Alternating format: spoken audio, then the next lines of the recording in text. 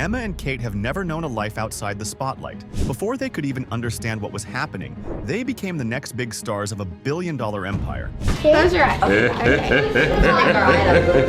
Get her something good. Their childhoods weren't just documented, they were carefully curated, packaged, and sold to millions. You guys ready to go shopping? Yeah. You ready to go shopping? Yeah, let's go. This wasn't a natural progression, it was a calculated decision.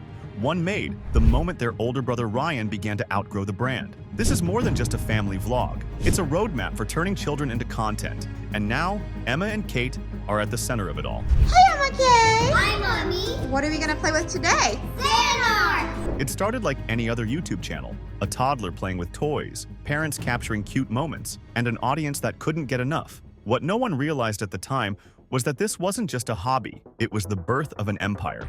Ryan Kaji was just 3 years old when his parents uploaded his first YouTube video. The concept? Toy reviews. Simple, but as the views skyrocketed, so did the ambitions behind the channel. It went from fun playtime to a multi-billion-dollar industry before Ryan even knew what was happening. Soon, it was no longer about toys. It was about branding, merchandising, television deals, and corporate contracts. But here's the problem. What happens when a child brand outgrows its appeal? What do you do when your audience moves on? Well, you don't let them. You find new faces to take their place. And that's exactly where Emma and Kate come in. At first, they were just background characters, cute toddler twins making guest appearances in Ryan's videos. But watch closely, and you'll see the pattern. Less Ryan, more Emma and Kate. It was a shift that happened slowly, and then EK World was born. Emma and Kate, I want you to think. Use your twin power. Pick your slime. What would Emma pick? What would... Emma and Kate were introduced casually at first, just playing in the background. Then came their own segments. Before long, they had entire videos dedicated to them. And then, the biggest move yet, the launch of EK World. You guys know about Ryan's World, right? Yeah. But today we have something new. It is Emma and Kate's World, EK World. Yeah! Branded toys, dedicated content, commercial deals. But was this really their choice? This isn't just about Ryan. This is a pattern, a formula that countless family vloggers have used to turn their children into content machines. It always starts the same way. A family vlog, cute kids, innocent fun. But when millions start rolling in, the business takes over. These kids aren't just growing up online, they're growing up as products. The audience becomes invested in their lives, their milestones, their struggles. And for the parents, every moment is monetizable. Surprise! Wow! Who is it gonna be? I don't know. I think it's gonna be me. I think it's gonna be me. There is no exit strategy because the brand depends on them staying marketable. But here's where it gets truly terrifying. Unlike child actors, YouTube kids have zero protection. No labor laws, no earning safeguards, no say in their own lives. You might be wondering, how is this even allowed? If Hollywood child actors have protections, why don't child influencers? The answer is simple. There are no rules for this. Unlike traditional child actors, YouTube kids fall into a legal gray area. No work hours regulation, no earnings protections, no oversight. The internet has moved faster than the law, leaving these children vulnerable to a system that profits off their innocence. The Coogan Act, passed in 1939, was designed to protect child actors' earnings by ensuring that a portion of their income was placed in a trust. It was a recognition that young performers were often exploited by their own families, left with nothing when they grew up. But for influencer kids, there is no Coogan Act. Every dollar they generate is controlled by their parents. Every contract is signed on their behalf. And as long as the channel is family-run, parents can legally claim all the profits. There is no oversight, no safety net, no guarantee that these children will see a dime of the wealth they create. But it goes beyond just money. These children are also being stripped of their privacy.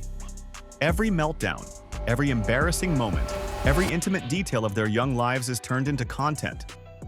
Unlike Hollywood child stars who have scripts, breaks, and structured environments, influencer kids are constantly on display, often with no awareness of what's happening to them. They don't get to separate their public personas from their real identities because, for them, there is no separation. And if you think the industry will self-regulate, think again. YouTube, the very platform profiting from these children, has no incentive to intervene. Just look at what happened with Ryan's World. When one child stops being profitable, you replace them. And this cycle will continue until laws force companies and families to take responsibility. You're on track to be a teenage billionaire doing YouTube. How much does Ryan get to keep of all this? Oh, be careful, Ryan. People recognize me and like, hey, you're Ryan. Just realized that we were famous off of it. What's been the biggest sponsorship that you've said no to? Millions of dollars. We lost revenue of 70%. Just push through. The cracks were already starting to show. And then came the Ryan's World movie.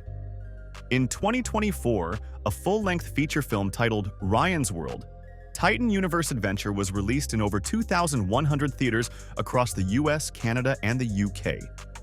It had a $10 million budget and was expected to be a blockbuster hit. But instead, it bombed spectacularly. Theaters sat empty. The movie barely scraped together $613,000 before being pulled from cinemas. It was clear the audience had moved on. Why did the movie fail? The signs were obvious. Ryan wasn't a child anymore. The gimmick that had made him famous, his innocent excitement over new toys, had faded. Viewers who had once adored his content were now older and uninterested. Parents, the primary decision-makers behind purchases, weren't taking their kids to see it. They had outgrown the brand, and the brand had failed to evolve. This failure wasn't just a flop, it was a warning sign. When a child influencer loses their marketability, their entire career collapses. And if Ryan wasn't enough to keep the empire alive, well, that's why Emma and Kate exist now. Because when one child star fades, the system finds new ones. But what if Emma and Kate don't want this life? What if one day they say no? Here's the harsh truth. They may not have a choice. Their names, their faces, their voices have already been turned into products. They are more than just children now. They are a brand. And when you become a brand at 6 years old, walking away isn't as simple as turning off the camera. It means dismantling a multi-million-dollar empire. It means losing the only life you've ever known. Even if they try to step away, the internet doesn't forget. Their faces are embedded in thousands of videos, their childhood permanently archived online for millions to see.